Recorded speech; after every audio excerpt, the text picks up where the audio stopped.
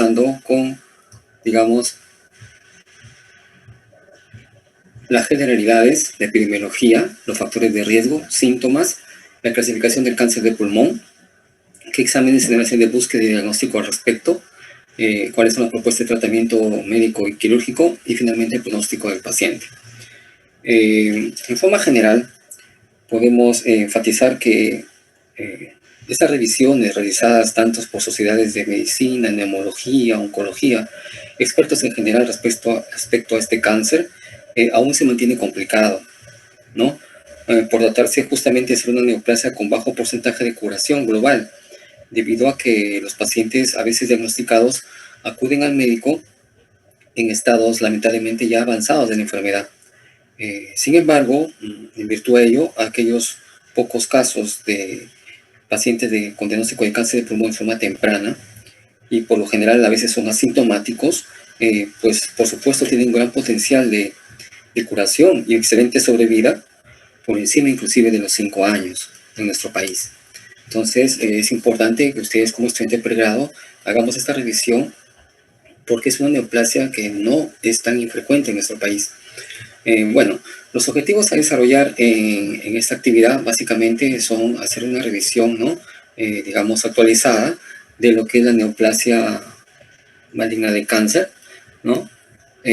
Justamente con la intención de poder compartir, ¿no?, las medidas actuales tanto en el diagnóstico como en el tratamiento. Muy bien, vamos a dar un par de minutos de tolerancia nada más para que sigan ingresando sus compañeros, de los cuales ya se cerrará la asistencia. Gracias. Bien.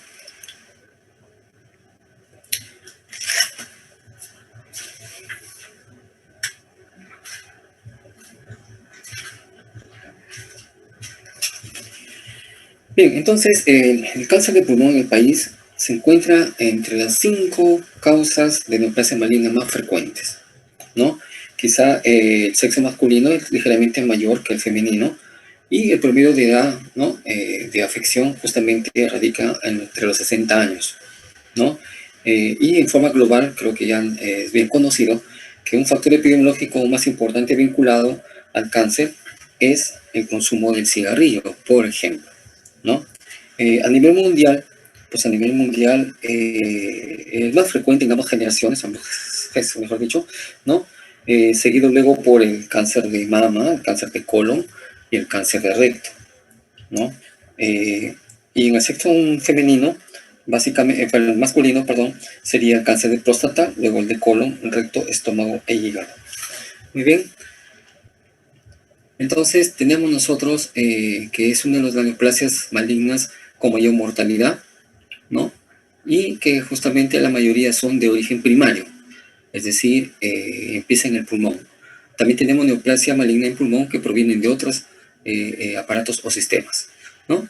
Acá rápidamente lo que vemos, el número de casos, ¿no? En esta casuística, ¿no? Esta casuística, ¿no?, en todas las edades, ¿no? En la que vemos de pulmón, ¿no?, colon, próstata, estómago, hígado, entre otros. Bien, entonces en nuestro país aproximadamente la tasa de incidencia radica en el orden de 150 por cada 100.000 habitantes, ¿no? Eso quiere decir que la mortalidad puede estar alrededor del 78 u 80% por cada 100.000 habitantes. Es una tasa relativamente importante, ¿no? Quizá una de las instituciones que han realizado mucho de estos estudios es el INEN, que es el Instituto Nacional de Enfermedades Neoplásicas, ¿no?, en la cuales identificaron que en los varones, ¿no?, como cáncer en sí, en los varones el cáncer de estómago, próstata y pulmón y piel y leucemia son los más frecuentes, y en la mujer la más frecuente es el cáncer de cuello uterino, mama, estómago, piel y pulmón, ¿no? Entonces, la casuística puede variar de acuerdo a la localización geográfica, ¿no?, y también de la fuente de información si se trata de personas que acuden al Ministerio de Salud o a entidades particulares o privadas. Bien, entonces, a través de los tiempos, desde el punto de vista epidemiológico, el cáncer de pulmón era más frecuente en el varón que en la mujer, en una relación de 10-1 inclusive, 10-1. Quizá actualmente ya con los cambios de estilo de vida, ¿no?, ha involucrado ¿no? De que justamente tanto el hombre como la mujer tengan casi las mismas oportunidades, ¿no? De tener esas actividades, ¿no? Y las conductas de riesgo inclusive, ¿no? Como es el hábito del tabaquismo o la exposición ocupacional de diferentes inhalantes y irritantes, ¿no? Dentro de los que se mencionan como tóxicos cancerígenos también a nivel de la contaminación ambiental en los pueblos, en la ciudad o en el campo, ¿no? En las cuales va incrementándose dramáticamente justamente los casos de cáncer de pulmón. En cuanto a la edad, quizá la mayoría de casos se encuentran a nivel de los 40 años en adelante, ¿no? Esto no es del todo absoluto, si se quiere el término, ¿no? Porque justamente hay personas que pueden tener 30 años o veintitantos años y pueden tener cáncer de pulmón, pero en promedio es alrededor de 40 años hacia adelante. Y quizá la mayor frecuencia radica entre los 50 y 70 años, ¿no? Han habido casos muy aislados, inclusive de cáncer de pulmón en adolescentes, 15, 16 años, pero felizmente son poco frecuentes. Bien, otro aspecto epidemiológico a considerar acá es justamente el tema del tabaquismo. El tema del tabaquismo. Quizá se da una vinculación directa entre el 90% en el género masculino y un 85% en el género femenino, ¿no? Si bien es cierto, en la población de nuestro país no hay tanta prevalencia del hábito de tabaquismo comparado con lo que ocurre en Europa, en Asia, en Norteamérica inclusive, ¿no? Aún así no deja de ser, digamos, un vínculo epidemiológico importante, sobre todo tanto en fumadores activos y sobre todo en fumadores pasivos, ¿no? Entendiéndose como fumador pasivo aquel que está cerca de, digamos, de la persona que consume el cigarrillo y lo inhala en forma directa, ¿no? Sin estar fumando, pero por lo menos está contaminado el ambiente a su alrededor. Bien, entonces esto que va a producir alteraciones en el DNA celular, ¿no? Por los componentes carcinogénicos que vamos a ver más adelante, ¿no? Pero podemos mencionarlos como nitrosaminas, entre otros, ¿no? Los cuales van a ocurrir a la carcinogénesis, como ustedes deben haber revisado en sus cursos de patología. Muy bien, eh, existen otras corrientes en las que hablan de cancerígenos en general, ¿no? Como partículas tóxicas, ¿no? Que van a producir problemas inflamatorios y estos a su vez ocasionar tendencia al cáncer de pulmón. Algunos hablan, por ejemplo, de, digamos, la aspiración de radón, ¿no? Uranio, ¿no? Es también conocido la exposición al humo de la leña, sobre todo en las poblaciones en el campo, ¿no? Que consumen este tipo de materia prima, ¿no? En las cuales en las cocinas de zonas rurales no hay mucha ventilación inclusive, y todo ese humo le inhala a las personas, no solamente quien cocina, sino los que están la familia completa. También existen otros riesgos con aquellos agricultores que utilizan pesticidas, que fumigan las plantas o están en contacto con sustancias también a nivel de los fabricantes, a nivel de las industrias.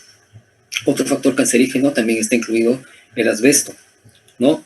O aquellos que están trabajando con elementos, ¿no? Recuerdo una vez hubo un comunicado, así, un reportaje, ¿no? A nivel televisivo sobre las fábricas que hacían el tipo de paratechos, ¿no? Materiales para techo tipo calamina, pero hechos de asbesto, las cuales actualmente ya no se está realizando, justamente porque se identificó que era un cancerígeno.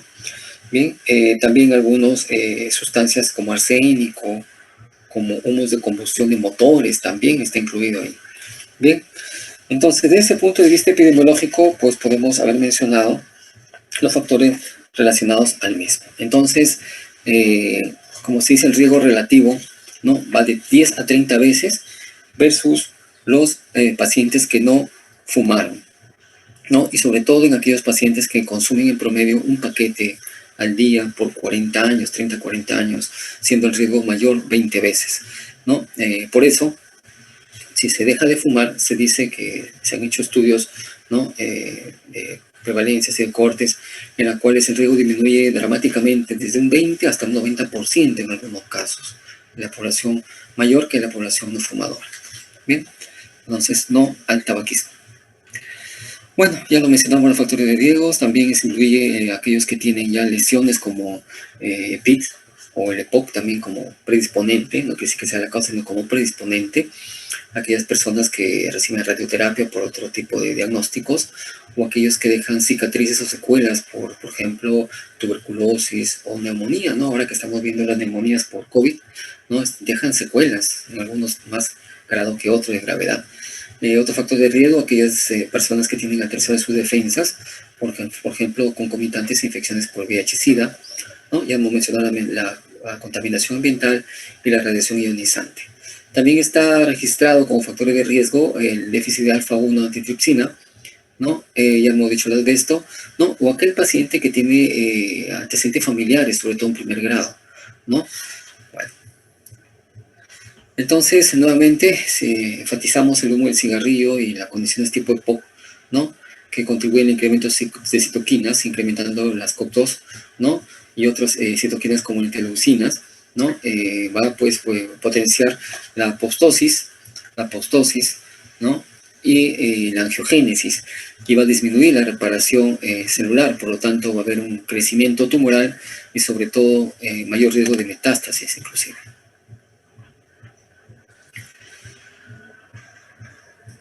Bien, en cuanto al estrés oxidativo, en general, esto va a contribuir a una producción importante de oxidantes, ¿no? En las cuales no va a poder ser neutralizadas por la disponibilidad de antioxidantes.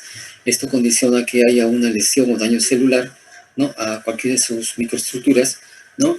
Y por lo tanto se va a manifestar como tres factores. Uno, que haya peroxidación de lípidos a nivel de la membrana, o que haya alteraciones del DNA, o que también se oxiden las proteínas celulares, por lo tanto todo el metabolismo celular se va a alterar. Por lo tanto la respuesta, insistimos, va a haber digamos, una actividad enzimática alterada, ¿no? Una destrucción proteica alterada, o sea, aumentada, una proteólisis aumentada, apoptosis o muerte celular, y alteraciones de proteínas estructurales que por lo tanto van a contribuir a la alteración celular en general. Bien, desde el punto de vista de los síntomas, realmente son diversos y esto va a depender mucho de la localización y del estadio de la persona en que detectamos, ¿no? Clínicamente como sospecha de, digamos, cáncer de pulmón. Entonces, en virtud a ello, justamente tenemos que valorar, por ejemplo, las principales, como son la tos, ¿no? La tos, que se da hasta más del 50% inclusive, aunque hay pacientes con cáncer de pulmón que nunca tuvieron tos, les voy a contar anécdotas más adelante, ¿no? La hemoptisis, ¿no? De 30 a 50%, quizá cuando hay lesiones cercanas a los bronquios, que hay un lugar de salida, digamos, de la sangre, ¿no? Del aparato respiratorio, ¿no? Otros pacientes presentan dolor torácico, que es muy relativo, ¿no? Hay pacientes con grandes adenocarcinomas que comprometen casi todo un pulmón y no tienen casi dolor. O viceversa, una lesión muy pequeña y que produce gran dolor, es muy relativo. En cuanto a la disnea, de acuerdo al avanzado de la enfermedad, se presenta en la cuarta parte, quizá menos un poquito más de la tercera parte de pacientes con este tipo de neoplasia, ¿no? Va a depender de la extensión y de presencia de otras alteraciones, por ejemplo, que haya derrame pleural o que tenga, digamos, una complicación cardiopulmonar en general, ¿no? El compromiso pleural, hemos dicho el derrame pleural, el síndrome de vena cava superior, el síndrome de Pancoast, ¿no? Y los síndromes paraneoplásicos, ¿no? Que veremos más luego. Bueno, en general, la presentación sintomática, hemos dicho, pregunta de examen, ¿no? Del cáncer pulmonar va a resultarse básicamente por, ¿no? Tres mecanismos, ¿no? La presentación sintomática, o sea, aquellos pacientes que presentan síntomas, ¿no? Va a depender del crecimiento tumoral, va a depender si existen metástasis intra o extratorácicas, ¿no? O que se aparezcan los síndromes paraneoplásicos. Quizá los síndromes paraneoplásicos es todo un reto para el médico clínico, porque justamente se presenta en los pacientes como síntomas muy inespecíficos. ¿Qué quiere decir?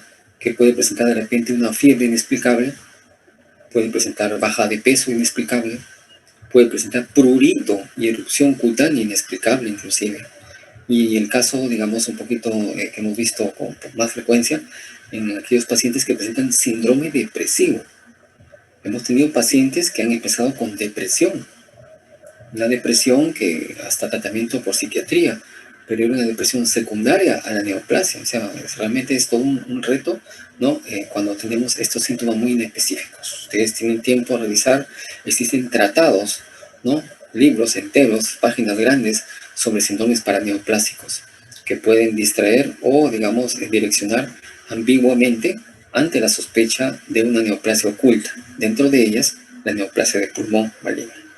Bien, entonces, los síntomas asociados a crecimiento tumoral, ¿no? Básicamente, los cuales están, hemos dicho, un 70-80% de estos se van a manifestar como astenia, como un malestar, como una debilidad inexplicable. Hay baja de apetito, hiporexia, ¿no? Y sobre todo pérdida de peso, ¿no? Es la que van a dar, digamos, de acuerdo a la avanzada de la enfermedad, y a veces llegan así al momento de la consulta. Entonces, la sorpresa es cuando ya identificamos el caso más, digamos, avanzado, ¿no? Otro caso sería básicamente de acuerdo a la progresión de la enfermedad, ¿no? La hemoptisis, ¿no? La hemoptisis, en la cual es, justamente, si hablamos a nivel de estadística mundial de hemoptisis como síntoma inespecífico, quizá en otros países es por bronquitis inclusive, ¿no? Aguda, pero en nuestro país es quizá con más frecuencia asociada a tuberculosis, como hemos visto en el casos clínicos a revisar últimamente, ¿no? Pero cuando hay hemoptisis asociada, ya en esta vez ya en un caso con cáncer de pulmón, se dice que suele ser el síntoma de alarma para muchos pacientes y por lo cual ingresa pues como motivo de consulta, ¿no? Sean o no sean fumadores en este momento, ¿no? Entonces, justamente estos tumores, como hemos dicho, cuya ubicación va a ser dentro del bronquio, van a producir, aparte de la tos, la expectoración y sobre todo con rasgos de sangre. En este caso, rasgos hematoicos, ¿no? Y muy, muy raramente que sea una hemoptisis masiva. Bien, entonces esto va a explicarse porque hay invasión de los grandes vasos, ¿no? Inclusive hasta puede haber afección ya a nivel cardíaco, ¿no? Y justamente hay esta muerte súbita en aquellos pacientes, entre comillas, inexplicable. Y puede tratarse de neoplasias que avanzaron silenciosamente. Muy bien, entonces, en virtud de ello, lo que más frecuente vemos es la tos, ¿no? Como síntoma común, ¿no? Hemos dicho hasta un 75-80% de casos, ¿no? De pacientes con esa neoplasia, ¿no? E inclusive hasta puede ser tos seca en la mayoría y en algunos tos con expectoración, ¿ya? Las secreciones, quizá la llamada broncorrea fluida, generalmente se ve más en el carcinoma bronquioalveolar avanzado, ¿ya? Entonces hay neoplasias como el carcinoma bronquioalveolar avanzado que puede cursar con broncorrea y nos puede confundir con una bronquitis crónica, por ejemplo, ¿no? O cuadros de las famosas alergias. Bien, entonces, los tumores quizá que se localizan en la zona más periférica del pulmón, es decir, no tan cerca de los bronquios, como por ejemplo los adenocarcinomas, que veremos imágenes más adelante, ¿no? Y los carcinomas de células grandes, generalmente al final de la enfermedad, o sea, cuando ya está avanzado, recién empieza la tos, ¿no? Entonces decimos al paciente, lo ingresamos, le hacemos sus exámenes, encontramos tremendo tumor que coge hasta el 80% del pulmón, ¿no? ¿Y usted tuvo tos? Sí, recién hace una semana, recién.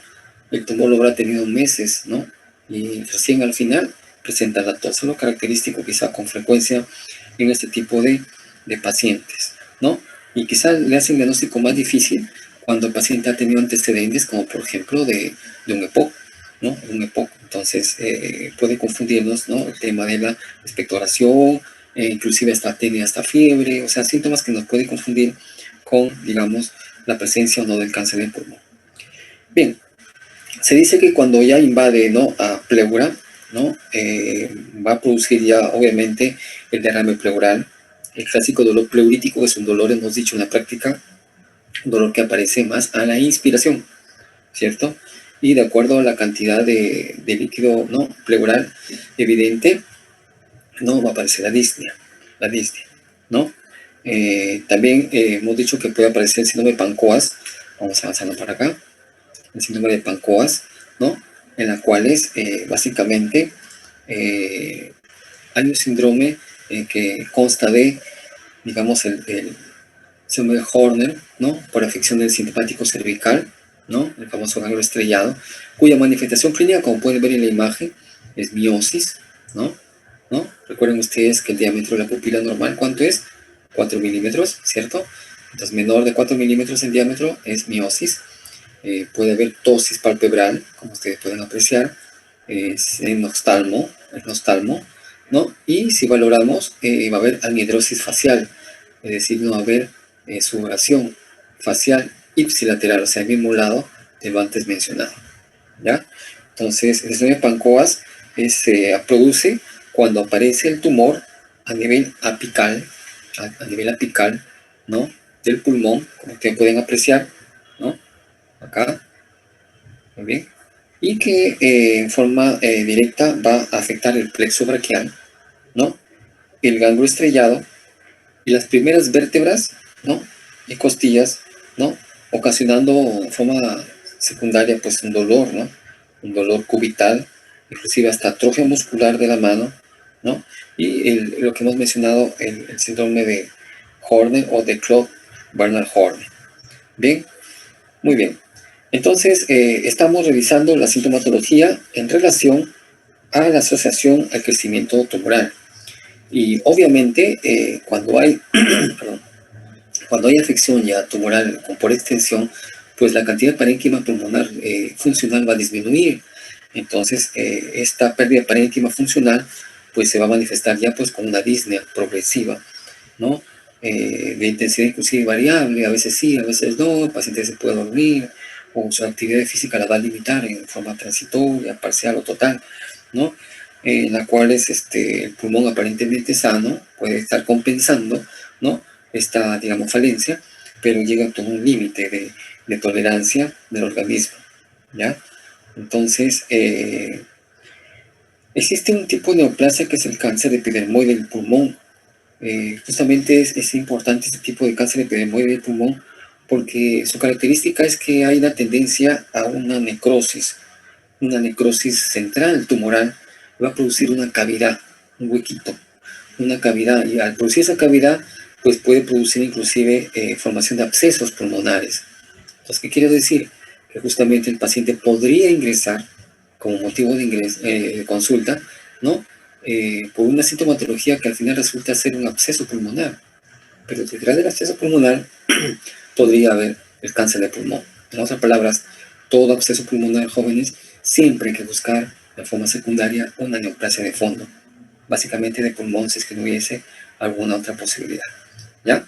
Inclusive, entonces, infecciones inexplicables o a repetición, ¿no?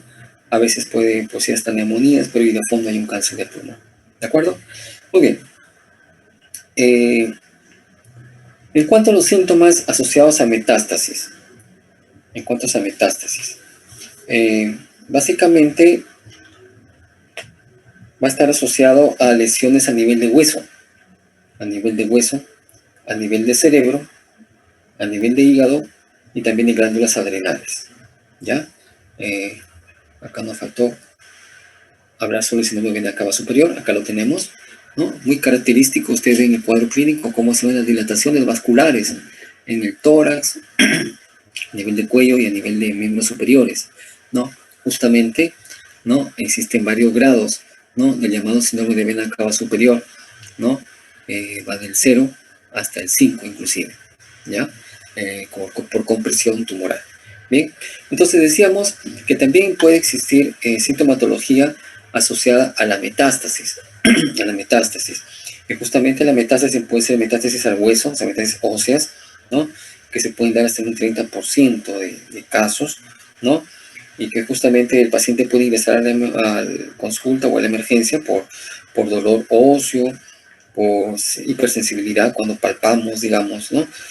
A ese nivel, y si hacemos exámenes auxiliares hasta hipercalcemia podemos encontrar, ¿ya? Pueden haber metástasis óseas, por supuesto, en un bajo número de pacientes, ¿no? Con cáncer de pulmón, ¿no? Y también puede darse inclusive metástasis óseas, ¿no? inclusive en forma rápida, al mes de diagnóstico, inclusive en algunos hasta un 50%, o hasta después de 2 años. O sea, hay un extremo de diferencia, ¿no? O sea, quiere decir que el paciente les puede preguntar, ¿y cómo va? ¿Se va a localizar ahí? Va? Bueno, puede haber metástasis que puede ser tan rápido en 2 meses como en 2 años, ¿no? Y eso puede, va a depender mucho de la capacidad de defensa de nuestros pacientes.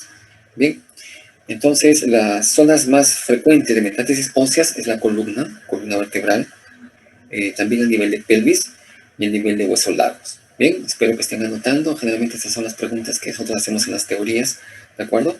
Columna vertebral, pelvis y huesos largos, ¿no? Raramente, aunque puede ocurrir, es a nivel de la calota craneana, ¿no? Y también a nivel de falange distales, ¿no? Pero principalmente son las que hemos visto en anterior, ¿no? Y se ven, pues, imágenes de destrucción ósea, como la imagen de osteolisis, ¿no?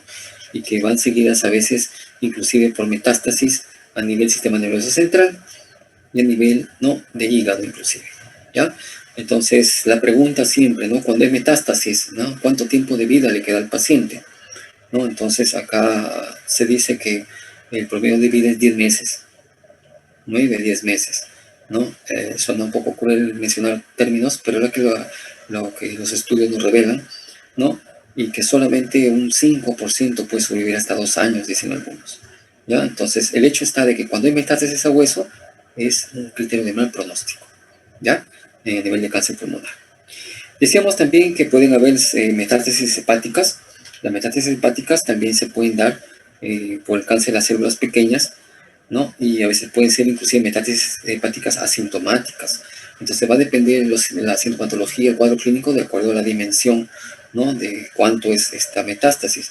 Que el paciente puede presentar hasta dolor abdominal, baja de apetito inexplicable, malestar general, ¿no? ¿No? Un dolor generalmente a nivel hipocono derecho, ¿no? O cuando ya está avanzado, pues se palpa hasta una masa, inclusive al examen físico.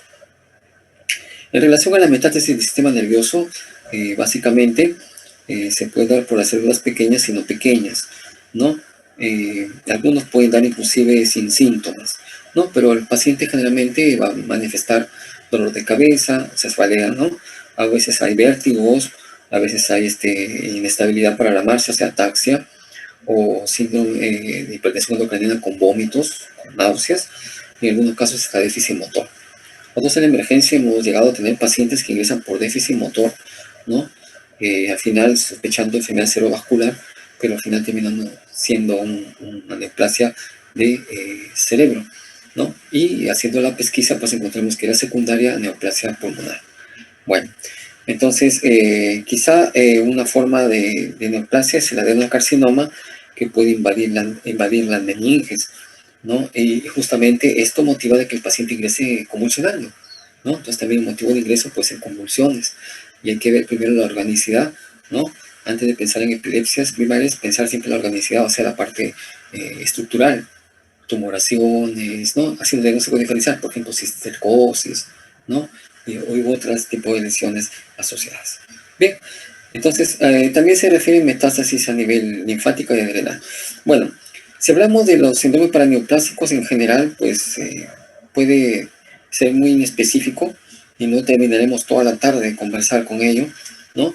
Puede haber alteraciones óseas, alteraciones endocrinas, tipo Cushing, con hipercalcemia, de secreción inadecuada de hormona antidiurética, ¿no? Síndromes neurológicos, ¿no? Y bueno, existen muchas síndromes que justamente no es el motivo, pero por lo menos es una forma de referirnos como presentación clínica. En cuanto a la clasificación podemos mencionar justamente que hay tumores epiteliales malignos invasivos de pulmón que la OMS ha clasificado, ¿no? Ustedes creo que tienen una lectura también a propósito, ¿no?, en la página web, ¿no? Pero básicamente la clasificación implica al adenocarcinoma en todas sus variedades celulares, ¿no? Acinar, papilar, etc. El mucinoso invasivo, el coloide, ¿no? Las lesiones preinvasivas como la hiperplasia atípica o el adenocarcinoma in situ. Ese es el grupo de los adenocarcinomas, que si el adenocarcinoma es el que da tumores más grandes a nivel pulmonar, y que, digamos, idiosincráticamente, por así ese término, da pocos síntomas hasta que está muy avanzado, ¿no? Se llama la atención, el paciente viene caminando, le toma la plaquita y sale casi todo el pulmón, un 90% del tumor y el paciente está caminando, ¿no? Bueno, el otro grupo es el carcinoma de células escamosas, ¿no? Que es el queratinizante, o la lesión preinvasiva como carcinoma de células escamosas in situ, ¿no? Y los tumores neuroendocrinos. Acá tenemos el gran grupo como llamado carcinoma de células pequeñas. Quizás es un tipo de neoplasia muy característica y muy especial para nosotros hacer diagnóstico, ¿no? O el carcinoma neuroendocrino de células grandes o el tumor carcinoides, ¿no? El carcinoma de células grandes, el adeno escamoso, el sarcomatoide y algunos otros tipos de carcinomas no clasificables. ¿De acuerdo? Entonces a la cabeza, adenocarcinomas, células escamosas, ¿no? Y el carcinoma de células pequeñas, por ahí entre los más típicos que aparece como cáncer de pulmón.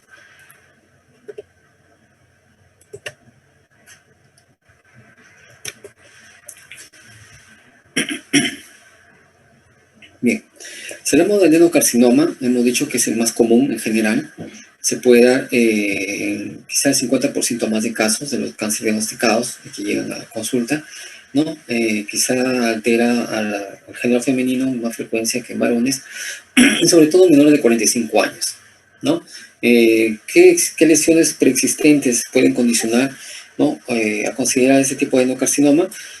Son las células cicatrizales, ¿no? Como secuelas, ¿no? O también los pacientes que tienen como antecedente PIP o EPOC, ¿no? Son un poquito agresivos, ¿no? Más que los no microcíticos. Generalmente la localización es periférica, significa que está más cerca a la plévora, si se quiere el término, ¿no? La anatomía patológica revela células neoplásicas, ¿no? Mucinas, acá, ¿de acuerdo? O mucinas intracitoplasmáticas, ¿de acuerdo? Bien. Bueno, entonces existen varios tipos de adenocarcinoma, como la adenoma hiperplasia típica, ¿no? Hay dimensiones en nódulos, ¿de acuerdo? Carcinoma in situ, ¿no? In situ, ¿no? Carcinoma mínimamente invasivo y el carcinoma, adenocarcinoma primamente lipídico, ¿no? Que son nódulos, ¿no? Que aparecen generalmente periféricos. Y a partir de esos nódulos periféricos, ustedes pueden apreciar cerca de la pleura, va creciendo y va invadiendo el resto del pulmón. El otro grupo, hemos dicho, las células epiteliales o células escamosas, ¿no? Generalmente es el más común hasta los 80 años de edad en promedio, ¿no? Y hemos dicho que estas células epidermoides, que le llamamos, tiende a necrosarse, ¿no? Y por lo tanto forma una cavidad. Y esta es la cavidad que puede colonizarse y formar abscesos, hemos dicho, ¿ya? La mayoría son centrales, o sea, están más cercas dentro del pulmón, más que la periferia, ¿no? Y la anatomía patológica revela, pues, producción de queratina y odesmosomas. Entonces, quizá el examen auxiliar más preciso para realizar este tipo de exámenes es el TACAR. ¿Qué significa TACAR? TACAR significa tomografía axial computarizada de alta resolución. De alta resolución. Entonces, nuestra tomografía, que nuestro brazo derecho en este momento, sobre todo por el tema de la pandemia de COVID, también nos sirve mucho ante la duda diagnóstica, ¿no? Este tipo de neoplasias, ¿no? Quizá como problema de salud ha motivado de que se dé énfasis y cada vez mejor con los cortes finos que se hacen en ese tipo de examen, ¿no? Y que justamente la tomografía nos ayuda a identificar, ¿no? Como un screening, si se quiere, o ante la identificación de un nódulo, ¿no? Justamente nódulos muy pequeños que pueden aparecer como menor de 5 milímetros inclusive, y que la tomografía nos puede ayudar a identificar con precisión. Entonces podemos encontrar lesiones, como por ejemplo acá en las imágenes, ¿no? Lesiones importantes, ¿no? Que pueden ser periféricas, ¿no? Como un pequeño nódulo pulmonar, ¿no? O lesiones ya cavitarias, ¿no? O lesiones centrales inclusive, ¿no?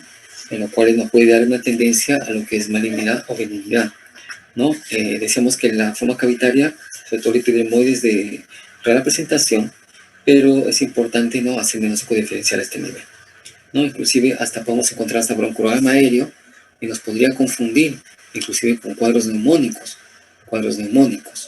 ¿ya?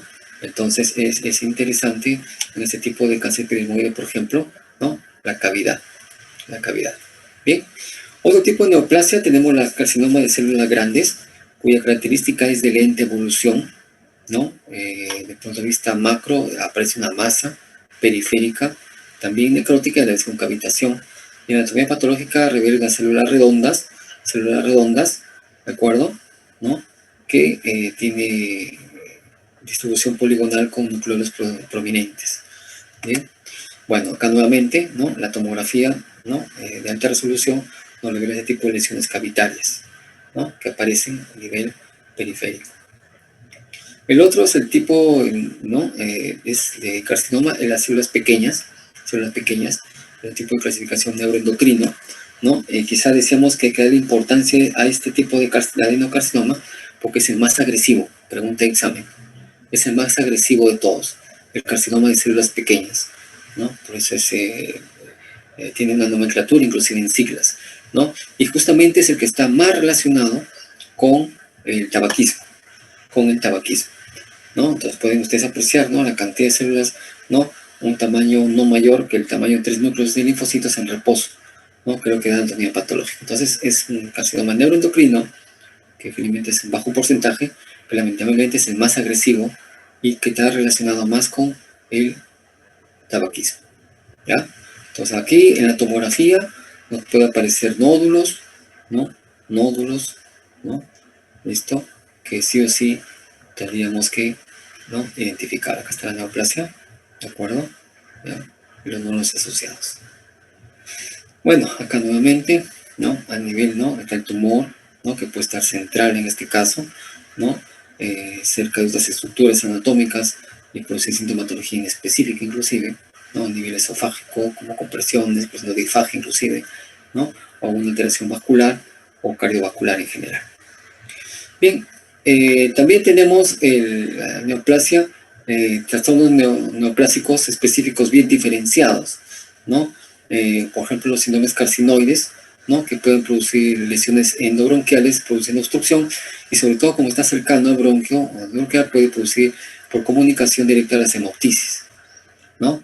Entonces hay un crecimiento, digamos, organoide. Bueno, acá aparece, ¿no? A nivel de la fibrobroncoscopía, ¿no? Esta es una tomografía axial, ¿no? En este caso transversal y aquí coronal, el corte, ¿no? Donde acá, digamos, puede apreciarse el nódulo, ¿no? Con la flecha que está señalando, ¿no? Y acá justamente con la broncoscopía, ¿no? En la cual nos está revelando ese tipo de neoplasia tipo carcinoide, ¿no? Muy bonito desde el punto de vista aspecto externo, pero digamos, muy, digamos, perjudicial para el paciente porque me está obstruyendo la vía aérea, ¿no? Imagínense si una persona de forma casual durante ingesta de alimentos se atraganta con un alimento pequeño o líquido, imagínense esta persona que está obstruyendo toda su vía aérea, ¿no? Realmente es todo un cuadro dramático para ese paciente. Bien, entonces decíamos, hablamos previamente que las metástasis pueden ser hepáticas, óseas, ¿no? Acá, por ejemplo, el 20% de las células pequeñas, ¿no? A nivel suprarrenales también y a nivel cerebral, que lo hemos mencionado anteriormente, lo cual va a depender mucho de la sintomatología. Hemos dicho que la metástasis ósea es de mal pronóstico y las zonas más afectadas es columna vertebral, pelvis, huesos largos, ¿de acuerdo? Muy bien. Bueno, entonces, lo ideal es la prevención. Estamos hablando de la detección precoz del cáncer de pulmón, es decir, ante la sospecha clínica o de repente haciendo un diagnóstico por el antecedente de los familiares, ¿no? Entonces ahí se debe hacer, digamos, una búsqueda, ¿no? Primero con una radiografía de tórax anual, ¿no? En paciente de alto riesgo, ¿no? Cuáles algunos dicen que no es muy recomendable, ¿no? Justamente por el tema de la radiación, ¿no? El otro es justamente utilizar la tomografía, ¿no? En aquellos pacientes, pero que sí tienen alto riesgo, ¿no? Y que pueden contribuir a la reducción de mortalidad por cáncer pulmonar, ¿no? Y también en otro caso se recomienda la recomendación de digamos, la búsqueda del cáncer pulmonar como excelente oportunidad para ofrecer un programa de deshabituación tabáquica, es decir, como que asustamos, entre comillas, a la gente para que deje de fumar, aunque eso está muy lejano de nuestra realidad, ¿no? Y la incorporación de programas de disminución, como he dicho, el tabaquismo. Bien, entonces existen algunos exámenes, ¿no?, auxiliares, ¿no? Existe alguna controversia en relación a los marcadores tumorales, que ustedes pueden apreciarlas acá, ¿no? Marcadores tumorales, ¿no?, recomendados por los grupos europeos en este caso, para el diagnóstico de cáncer pulmonar, sobre todo para adenocarcinoma, ¿no?, para carcinoma de células pequeñas, escamosas y microcíclico, ¿no? Entonces se podría pedir, como decía, pero justamente hay mucha controversia entre la compatibilidad o la correlación entre el hallazgo y el no hallazgo de estos marcadores como diagnóstico para neoplasia, ¿no? Quizá otros exámenes podría estar dado por la fibroncoscopía ante la aparición de alguna lesión, de repente un nódulo solitario, porque se dice así, nódulo solitario, de repente, ¿no? O también puede hacerse la identificación de lesiones periféricas o centrales, ¿no?, con básicamente una endoscopía bronquial, ¿no?, la ultrasonografía, el EBUS que le llama, o sea, una ecografía endobronquial, el EBUS, vamos a ver más adelante unas imágenes, ¿no?, o la realización de la biopsia transtorácica también, ¿no?, o inclusive hasta el examen quirúrgico, Entonces, quizá una de las sospechas de llegar a este tipo de exámenes es la identificación casual o no de un nódulo solitario pulmonar, Entonces, otra pregunta de examen: ¿cuándo se produce un nódulo solitario pulmonar? Cuando mide hasta 30 milímetros de diámetro. O sea, estamos hablando de 3 centímetros, estamos hablando de 3 dedos, ¿no? Completamente rodeado del parénquima, ¿no? Siempre y cuando no se ubique en el ilio o el mediastino, ¿ya? Entonces, no olvidar un nódulo pulmonar solitario. Entonces, generalmente estos pacientes son asintomáticos, pues no va a tener una sintomatología sospechosa, solamente es un producto de un examen radiológico casual o de screening, de prueba ocasional, o como condición para ingresar a un trabajo, de casual encontrar un nódulo, o un hallazgo tomográfico, depende de otra naturaleza, en forma casual también, ¿ya? Entonces, quizá esto puede llevar inclusive a otros estudios como la tomografía, o la llamada tomografía PET, que es la tomografía emisora de positrones, ¿no?, que no tenemos en nuestro medio, pero bueno, que ustedes lo conozcan. Entonces, básicamente, este hallazgo de nódulo solitario, ¿no?, tributario de tomografía, ¿no?, nos puede dar inclusive a dar la sospecha, ¿no?, inclusive por las características, ¿no?, si es que son nódulos irregulares o que tienen estrellita con espículas o están lobulados, ¿no?, podrían traducir un poquito en malignidad, entonces sospecha de malignidad, ¿ya? Se dice que cuando aparece el broncograma aéreo, así como aparecen en las neumonías, pero en este caso, un broncograma aéreo, ¿no?, asociado al nódulo, ya podría ser un indicativo de malignidad. Entonces, un nódulo más broncograma aéreo, mala voz, porque podría ser ya un indicio de malignidad, ¿ya? Entonces, puede haber nódulos, como visto en las imágenes satélites, o nódulos sólidos inclusive, ¿no?, que se merece un poco de, digamos, investigación, ¿ya? Entonces, justamente la tomografía de emisión de positrones nos puede ayudar también a complementar este tipo de estudios. Continuamos. Bueno, tenemos el EBUS, ¿no? El EBUS es la, digamos, la ultrasonografía, o sea, como una ecografía endobronquial. Creo que tenemos esta imagen por acá más adelante. Tenemos el EBUS por acá. Acá está el EBUS, ¿ven?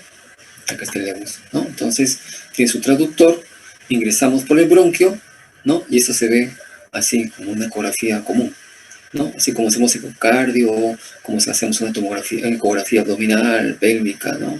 Entonces también, o transcutánea, torácica, ¿no? En este caso sería a nivel endobronquial. Se hace endoscopio y por ahí hacemos la ecografía. Bien, entonces acá básicamente se compara, ¿no?, digamos, el uso de la ultrasonografía endobronquial o ecografía, ¿no?, con la punción aspirativa de aguja fina, o sea, el PAF, como una biopsia, ¿no?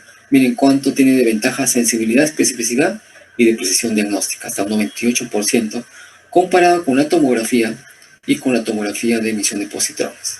¿Para qué? para estadificar, ¿no?, el cáncer pulmonar de células pequeñas.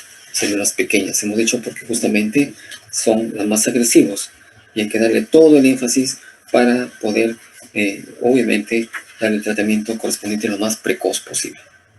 Bien, entonces, esta es la biopsia, también puede ser transtorácica, es decir, a través de la pared, ¿no?, cutánea, ¿no? Ven ustedes cómo ingresa, ¿no?, con ayuda tomográfica hacia el paciente, ¿no?, y el examinador, por supuesto, protegido por la radiación, ¿no?, tiene como una guía la tomografía para insertar, digamos, la aguja y tomar la muestra de la lesión con guía tomográfica. Bien. Otra forma es justamente la fibrobroncoscopía, ¿no?, en la cual es con este fibroscopio, ¿no?, que es muy flexible, con una luz y una cámara, ingresamos a los bronquios, ¿no? Bien, está bronquio derecho, izquierdo, ¿no? Es un procedimiento realmente es un procedimiento invasivo, ¿no?, pero muy, digamos, hay que hacerlo con bastante destreza, porque imagínense, estamos obstruyendo una vía aérea. Destruir una vía aérea, imagínense la sensación del paciente, ¿no?, y el riesgo de falta de oxigenación. Entonces, acá en esta imagen ustedes pueden apreciar el hallazgo de este nódulo, ¿no?, un tumor, ¿no?, que va dentro del bronquio, ¿no? Por supuesto, nos permitirá así tomar muestras inclusive para biopsia, ¿no?, o para viabilizar, dependiendo de lo que el hallazgo correspondiente. Nos recuerda mucho la endoscopía gástrica, ¿cierto? Bueno, acá nuevamente, ¿no?, el uso de endoscopía, fibrobroncoscopía, ¿no?, al nivel de la azucarina, ¿no?, y la toma de muestras inclusive. Bueno, y el EBUS que lo hemos mencionado, nivel ecográfico a través de endobronquio, ¿no? Vamos a pasar esto.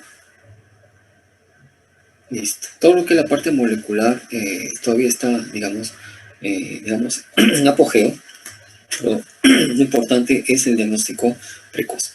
Entonces, existe buena clasificación de los tumores y otra está en relación al TNM, es decir, a la presencia de tumor, nódulo y metástasis, ¿no? Esta octava edición de clasificación nos habla del tumor primario, ¿no? De acuerdo, si están localizados en la presencia de unas células malignas, ¿no?, estadios 0, 1, 2, 3 y 4, ¿no? La presencia de nódulos, nódulos linfáticos, ¿no?, o la presencia de metástasis también, ¿no?, a distancia, ¿no? A distancia, ¿ok? Bien.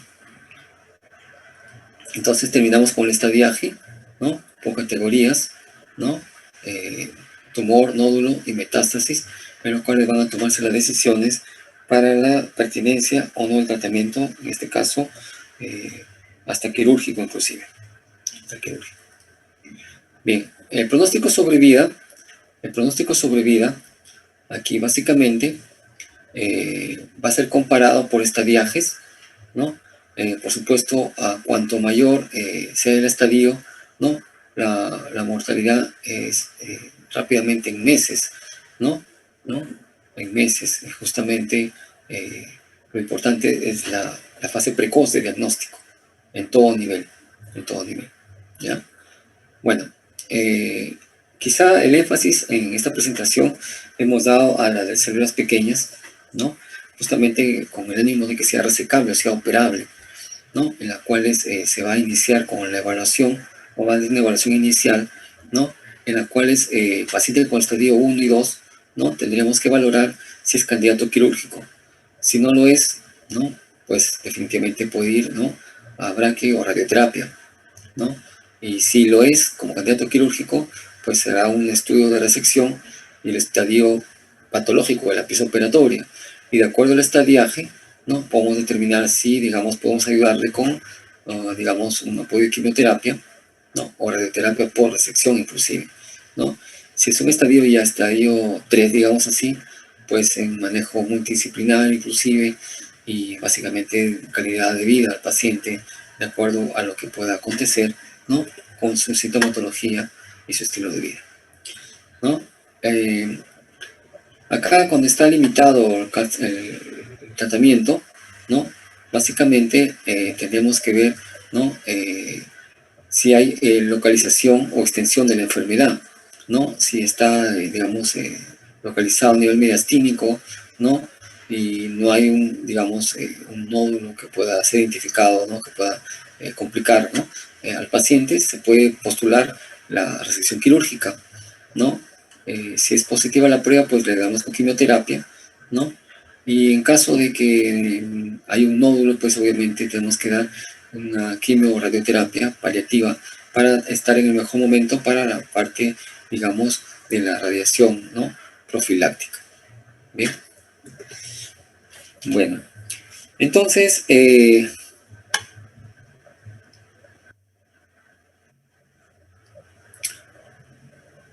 existen varias tendencias al manejo terapéutico de las neoplasias, de las neoplasias. Sin embargo, nosotros, en nuestra realidad local, existen alternativas de acuerdo al tipo de neoplasia.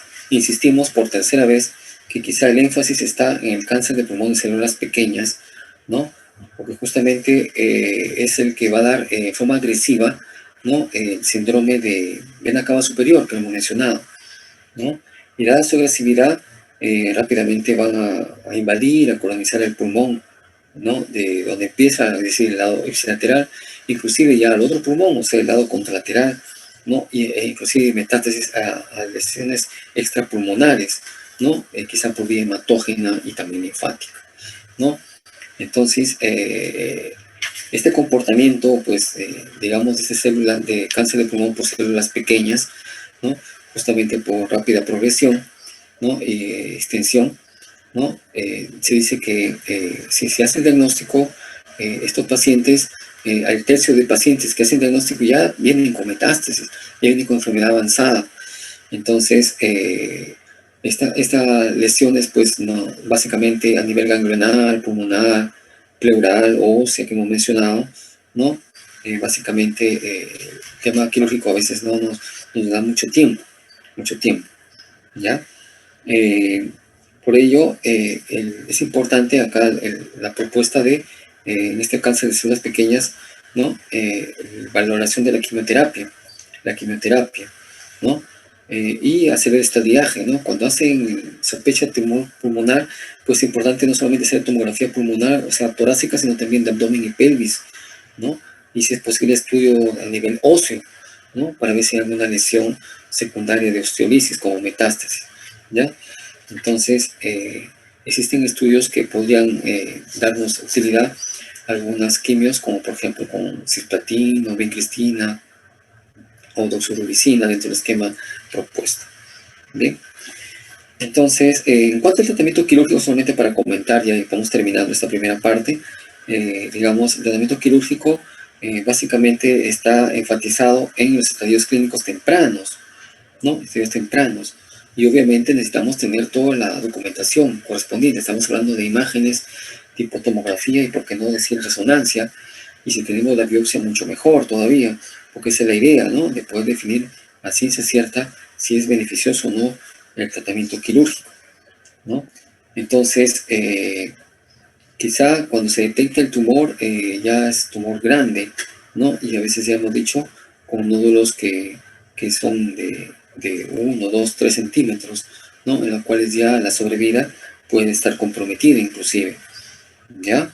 Entonces, quizá el modelo de tratamiento quirúrgico es hacer la lobectomía, ¿no? O sea, extirpar lóbulos pulmonares afectados, ¿no? La lobectomía como tratamiento estándar para el cáncer de pulmón, sobre todo en el estadio 1 y el estadio 2. Es en el estadio 1 y 2 donde se está dando, digamos, el énfasis en lo que es la posibilidad quirúrgica, ¿no? Y a esto se va asociado también a la disección de ganglios a nivel mesestínico, ¿no? Para poder definir con anatomía patológica su verdadero estadiaje, por supuesto, ¿ya? Algunos han planteado la resección subglobal para estadios T1B, ¿no? Y T1A, ¿no? Entonces, eso es muy controversial todavía, pero va a depender mucho del tipo de paciente que se está, digamos, tratando, ¿ya? Cuando ya el cáncer está avanzado, ¿no? Como decir, extendida, ¿no? Una lesión, entonces, como por ejemplo, tumor de Pancoas, ¿no? Entonces ya requiere, por compromiso de algunos nervios, etcétera, ya requiere un tratamiento especial y no solamente el quirúrgico, ¿no? en la cual hay algunos implantes que pueden utilizarse, ¿no? Para poder, digamos, minimizar el efecto de este tipo de neoplasias, ¿no? Puede que estas neoplasias también invadan rápidamente a la pared torácica, hemos dicho que hay lesión de las costillas, lisis de las costillas, o los músculos mismos, ¿no? O con o sin presencia de alteración pleural, como derrame pleural, ¿no? Entonces es importante de que se hable el riesgo-beneficio para mejorar el tiempo de sobrevida, ¿no? El tiempo de sobrevida que se maneja al paciente quirúrgico básicamente es un promedio de 5 años, no un 60% nada más, ¿no? Y cuando invade a pleura o costillas hace un 45%, ¿no? Bueno, entonces es muy variable, por supuesto hay historias de pacientes con mayor tiempo de, digamos, sobrevivencia. Muy bien, entonces hemos visto en forma muy rápida, digamos, la connotación de lo que es el cáncer de pulmón desde el punto de vista epidemiológico, la clasificación, el cuadro clínico, los exámenes auxiliares, ¿no? Los estadiajes y básicamente las opciones terapéuticas, inclusive las opciones quirúrgicas de forma muy rápida, porque ese es más el campo cuando se lleva la cirugía especial, ¿no? También tenemos que considerar también el tema del derrame pleural. Hay personas que ingresan por derrame pleural, ¿no? Y que tenemos que estudiarlo porque obedece a muchas causas, ¿no? Desde si es un exudado o trasudado, ¿no? Pero básicamente pues tenemos que entender de que puede estar de fondo una neoplasia, ¿ya? Entonces, depende mucho también de la forma, del acceso del paciente a nuestro servicio de salud. Hay personas que ingresan de forma precoz, con un síndrome paraneoplásico, y algo más se les puede hacer por ellos. O como decíamos al inicio de la sesión, por pacientes que ya vienen en estadio avanzado, y solamente nos queda hacer un estadiaje y darle calidad de vida, ¿no? Entonces, el paciente puede ingresar inclusive de emergencia con un síndrome de vena cava superior, ¿no? Y hacemos una plaquita de tórax y sorpresa encontramos el tremendo tumor, ¿no? También podemos encontrar personas que vienen con lesiones a nivel bronquial, con una tos, una ronquera, como que dicen, ¿no? O dificultad para respirar y encontramos que es una estenosis a nivel traqueal o bronquial. Y oh sorpresa, puede ser por una neoplasia de pulmón que esté avanzando, ¿no? Sobre todo, a veces hemos dicho el carcinoma de células, ¿no? Epiteliales, escamosas, ¿no? O epidermoide, mejor dicho, ¿no? Y básicamente acá nos ayudan mucho las imágenes ante la sospecha clínica, ¿no? También puede haber pacientes que por lesiones avanzadas a nivel ósea, vertebral, puede darnos el síndrome que se comporta como compresión de la médula espinal, ¿no? Médula espinal, entonces, por crecimiento de del cáncer pulmonar, ¿no? Entonces, ¿no? A veces puede ser secundario a no solamente cáncer de pulmón, sino cáncer de mama, ¿no? A propósito, les cuento dos anécdotas, ¿no? Era el caso de una paciente de emergencia, fin de semana, recuerdo, un sábado, una señora licenciada en enfermería, me acuerdo, ¿no? Promedio de 30, 40 años, en promedio. Fin de semana de vacaciones, recuerdo. Se gusta que se ha ido a los parques de diversiones y en la montaña rusa, como que en un momento brusco, ¿no? Sufrió no un golpe, sino una extensión rápida de la zona lumbar, y su motivo de ingreso fue por una lumbalgia, y aparentemente una lumbalgia postraumática. Entonces, pues al examen clínico había una contractura muscular, había mucho dolor, ¿no? Pues y haciendo screening, pues como que la señora había bajado de peso un poco, muestra clínica, pero al momento de hacer la radiografía de columna lumbar, se encuentran imágenes osteolíticas, o sea, sacabocados que le llaman, ¿no? Pérdida de estructura a nivel de L3, L4, L2 inclusive, ¿no? Y que la paciente pues aparentemente también tiene síntomas previos, pero por coincidencia, con ese esfuerzo físico y el aparente accidente que tuvo en ese centro de diversiones, pues ingresó a la emergencia. Entonces se concluyó de que era una lesión probablemente metastásica. Ahora, paciente mujer, metástasis de dónde? Lo más frecuente, y al final resultó que tenía una tremenda masa a nivel de mama, en un cáncer de mama avanzado. Ese fue el caso de la osteolisis, ¿no? Que puede aparecer. Pulmón finalmente no hubo nada, pero puede ser o pulmón o mama. Entonces la idea es, osteolisis se encuentran en columna vertebral, busquen cáncer de pulmón o cáncer de mama, lo más frecuente en mujeres. En el varón, era un paciente, esta es otra historia también, un paciente de tercera edad, me acuerdo, ¿no? Un paciente de tercera edad que, bueno, iba en el campo montado en su acémila, ¿no? Burrito, cargando adobes. Entonces él, por el cansancio, por la zona agreste, la zona rural, pues se cayó, y aparentemente se cayeron también los adobes. Y su motivo de ingreso fue por traumatismo, ¿no? Traumatismo vértebro nodular, ¿no? Pero con mucha lumbalgia. Se le hace el examen auxiliar y le encuentran, pues, osteolisis también, igual a nivel vertebral. Y pues ahí haciendo pesquisa de dónde, pulmón, no era, eh, próstata. Y salió, realmente era un cáncer de próstata avanzado, que ya ha hecho metástasis a nivel óseo, ¿no? Entonces, el mensaje es que justamente hay síntomas inespecíficos, como en este caso el síndrome de compresión médula espinal, que puede aparecer inclusive en el cáncer pulmonar. Entonces, siempre detrás de una lesión, buscar un secundarismo, esa es la palabra, un secundarismo, ¿no? En la cual puede explicarnos el cuadro clínico muy inespecífico, ¿no? Así puede ingresar a la emergencia. Otro caso también llamativo de la emergencia, este también caso de la vida real, el paciente que ingresó por convulsiones. Ingresó por convulsiones, paciente de 30 años, 30 y tantos años, 35 más o menos, ¿no? Ingresa por convulsiones por primera vez, entre comillas, sano y bueno, pero haciendo historia clínica, fumador crónico de los 15 años, ya tenía como más de 15 años fumador, ¿no? Antecedente familiar del cáncer de pulmón, abuelos, tíos con cáncer de pulmón, ¿no? Y bueno, en esta ocasión venía por convulsión. La segunda tomografía, ¿no? Y aparentemente había unas manchitas, unas lesiones, ¿no? A nivel cerebral, ¿no? Y haciendo el resto del screening, pues encontramos que era un cáncer de pulmón que estaba avanzado con metástasis, pero ingresó a la emergencia por convulsiones. Entonces también es una presentación de forma paraneoplástica. Entonces no olvidar la forma de presentación paraneoplástica, ¿no? De pulmón puede ser síndrome obstructivo de vena cava superior, puede ser, también hemos dicho, como estenosis traqueal bronquial, ¿no? Puede ser también, hemos dicho, como síndrome de compresión móvil espinal, o puede ser también por cuadro convulsivo por hipertensión endocraniana, en este caso por metástasis cerebral. ¿De acuerdo? Entonces así nos escapamos de la forma del pensamiento, como decimos como grupo de práctica, la historia clínica dirigida, orientada hacia el problema, el método de WIC, que esperemos que todos los grupos estén practicando esto porque se trata de medicina 2. Llegar con la historia clínica a la definición de problemas de salud para poder realizar hipótesis diagnóstica. No hay hipótesis diagnóstica si no tenemos problema de salud. No hay problema de salud si no tenemos datos básicos. No hay datos básicos si no tenemos una historia clínica completa. ¿Ya? Entonces es una sugerencia que, igual que en mi grupo de práctica, esperemos como ustedes lo puedan realizar. Muy bien, entonces todavía existe el tema de los marcadores tumorales como una controversia para el diagnóstico. Algunos se encuentran, otros no se encuentran, ¿no? Otro el tema quirúrgico, ¿no? Y bueno, la nanomedicina que todavía está en boga en nuestra sociedad. Ojalá que pronto tengamos solución, pero mientras tanto, nuestra principal solución es la prevención.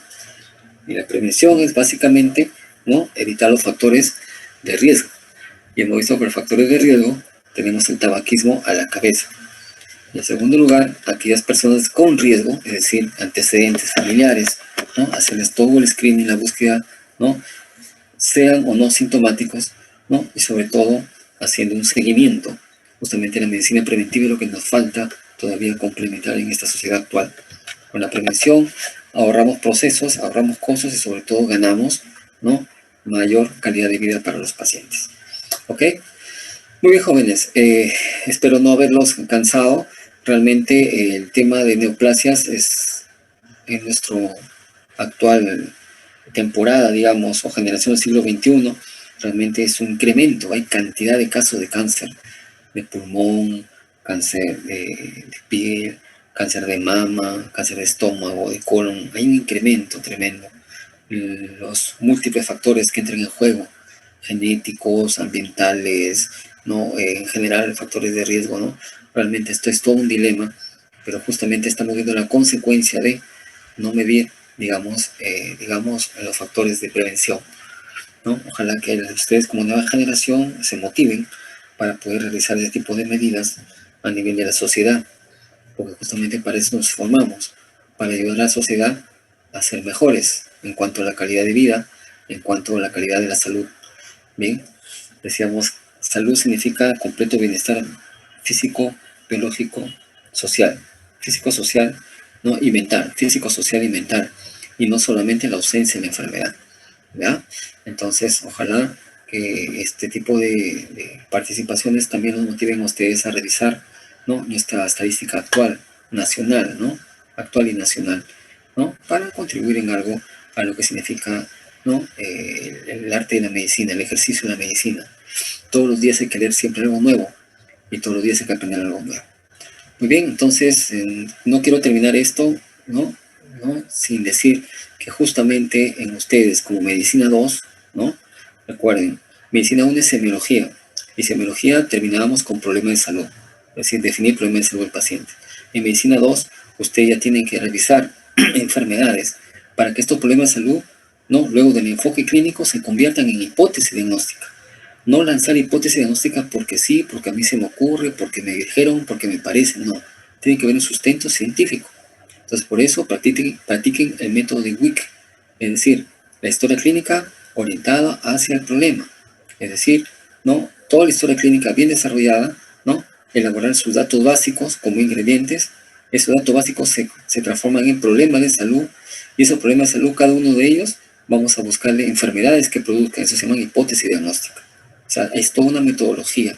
Si ustedes realizan esa metodología, el ejercicio de la medicina va a ser cada vez, ¿no? Más metódico, más disciplinado, y sobre todo el paciente va a ser el mayor beneficiado, porque ustedes van a sospechar hasta lo insospechable, vale la redundancia, ¿no? De lo que puede pasar como diagnóstico. Y en base a eso se van a pedir los exámenes auxiliares, ¿ya? No me gustaría que después de conversar esta tarde del cáncer de pulmón, alguien diga, ya, a todo el mundo le voy a pedir tomografía para ver si tiene cáncer de pulmón. Esa es la peor aberración. Es irradiación, es radiación. No podemos darle a todo el mundo radiación, ¿cierto? Entonces, es mejor la sospecha clínica, ¿no? Los factores de riesgo, es mejor el examen clínico, es mejor, digamos, factores genéticos, etc. Pero para finalmente confirmar o rechazar con exámenes auxiliares, tal y cual hemos desarrollado esta tarde. Muy bien. Bueno, jóvenes, de mi parte, agradecido por su asistencia, su participación. Recuerden ustedes, las veces que me toque con ustedes desarrollar teorías, me gusta ser bien puntual, máximo 5 minutos de tolerancia, ¿ya? Y justamente para que todos manejemos un solo criterio. Muy bien.